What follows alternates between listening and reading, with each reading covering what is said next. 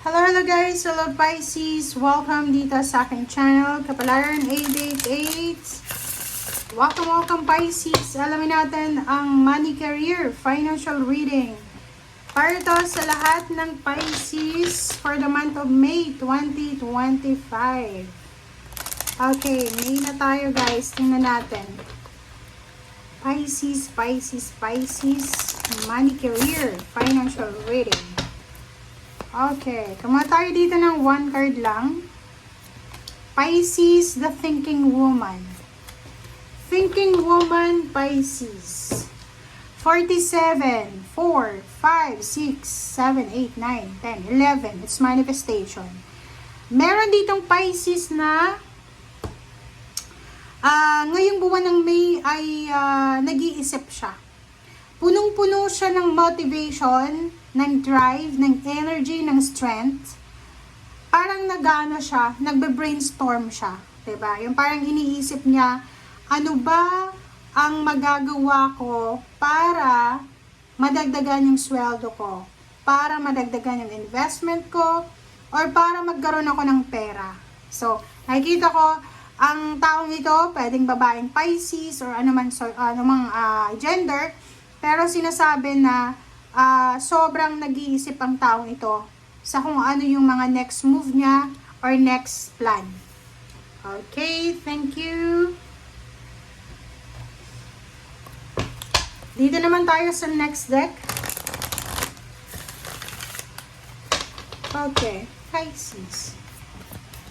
Money, career, deception and envy now.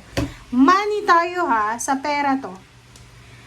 Mag-iingat ka, Pisces. Kasi pwedeng itong 47 na to is connected siya sa number 7 na deception and envy.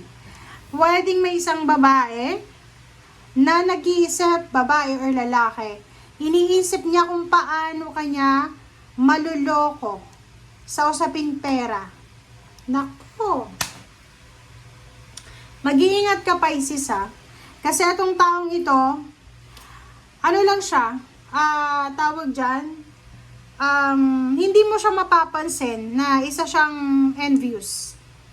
Siguro sa iba, mapapansin mo na may inggit siya sa ibang tao. Pero sa'yo, parang pinapakita niya sa'yo na hindi siya naiinggit sa'yo.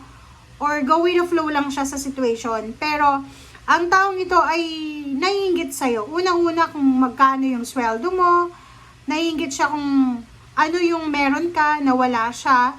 So, mag-iingat ka sa taong ito. Pwede siyang Gemini, pwedeng Capricorn, pwede din na Earth signs, or pwede din na Fire sign, Leo, Aries, Sagittarius. So, dito sa taong to, nagpaplano siya ng hindi maganda, lalo na sa usaping pera, laban sa'yo. So, kailangan mong mag-ingat dyan. Okay? Ingat-ingat tayo, Pisces, sa pera natin. Lalo yung mga passwords na yan, email, chat, or anything na important documents, kailangan mong ingatan yan. Huwag mong ipagkakatiwala kung kani-kanino.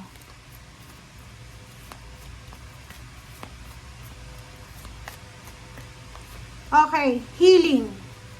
Sinasabi ng baraha sa'yo dito, Pisces, na siguro for several months or years, marami kang mga financial scarcity, poverty na pinagdaanan sa buhay, 'di ba? Yung may trabaho pero hindi kumita ng malaki, may business pero hindi maganda yung pasok ng pera.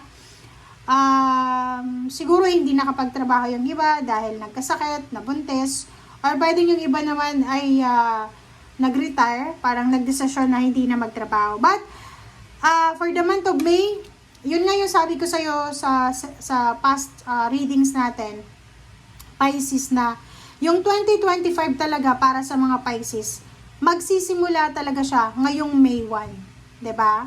So for almost 4 months na January 1 until April 30, parang trial lang siya para sa 2025. Yung talagang totoong 2025 ay magsisimula para sa iyo, Pisces. Sa'yo lang to magsisimula siya May 1. Okay? May 1 siya until sa February of 2026. Okay? So, tingnan mo to. Sinasabi na may mga financial healing na mangyayari sa'yo. Yung mga nawala sa yung pera, na loko, na scam, ay posibleng bumalik sa'yo.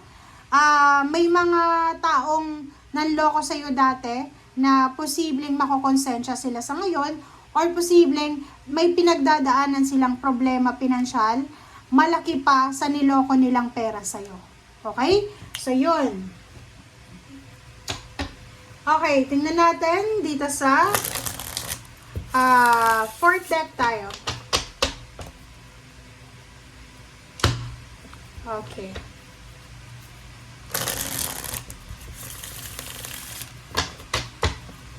Pisces.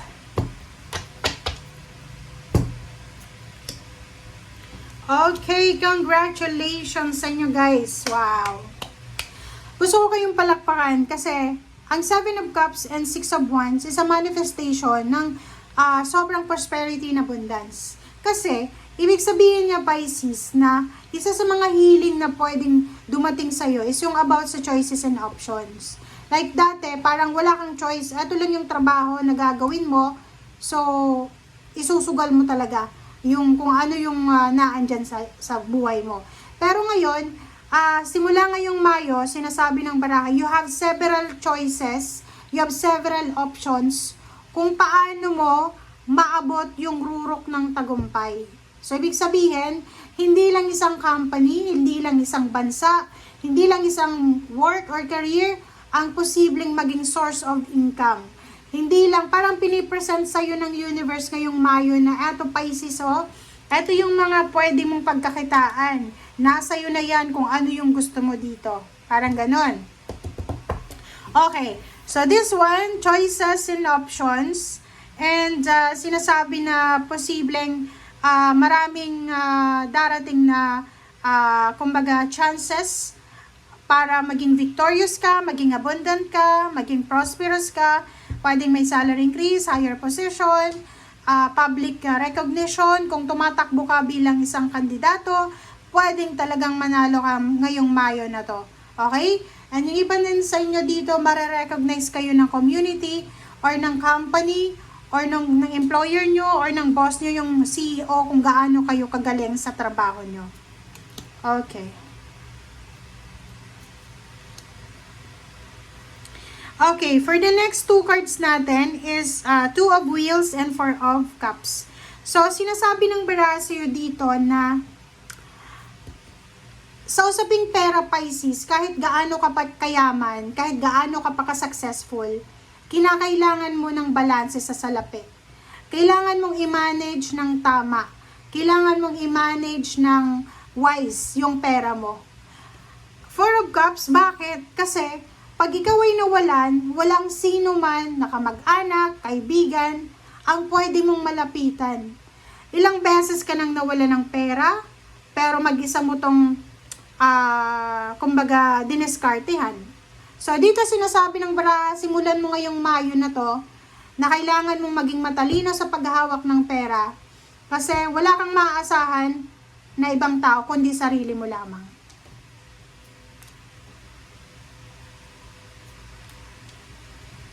Okay, Six of Swords and Four of Wands.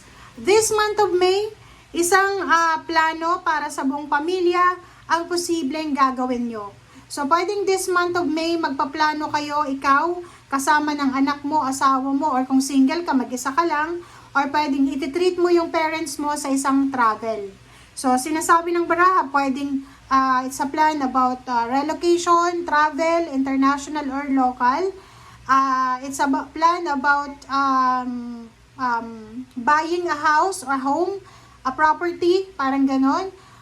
Plan para sa renewal of vows, plan para sa pagpapakasal, plan para sa pagpapabinyag, plan para sa pagkakaroon ng another baby, plan para sa pagpaparenovate ng bahay. So, basta tungkol ito sa pamilya. Okay? Okay. So, dito naman sinasabi ng baraha sa'yo na isang pagbabago ang posibleng mangyari sa'yo, lalo na sa usaping emotion. Nakikita ko sa'yo dito, sobra-sobra kang magiging masaya. Sobra-sobra kang magiging, yung cups mo aapaw ngayong Mayo na to. Yung parang lahat ng wishes and dreams mo ay mapapasayo. Lahat ng pinapangarap mo, lahat ng pinagpipray mo dati ay naandito na. Yung death card dito is all about transformation. So you're going out from, like for example, negative situation, toxicity, scarcity, poverty, about manipulation, about yun, scam, about deception, about envious people. Nakikita ko sa'yo dito na makakaalis ka na dyan. Six of Cups, sinasabi ng barahan na posibleng meron kang planong pagnenegosyo sa Pilipinas kung OFW ka ngayon or nasa ibang bansa ka, magpaplano kang magnegosyo or magpaplano kang bumalik sa iyong bansa or sa iyong probinsya para mag-launch ng isang business. Okay, thank you guys for watching. If you resonated, please comment down below. Bye!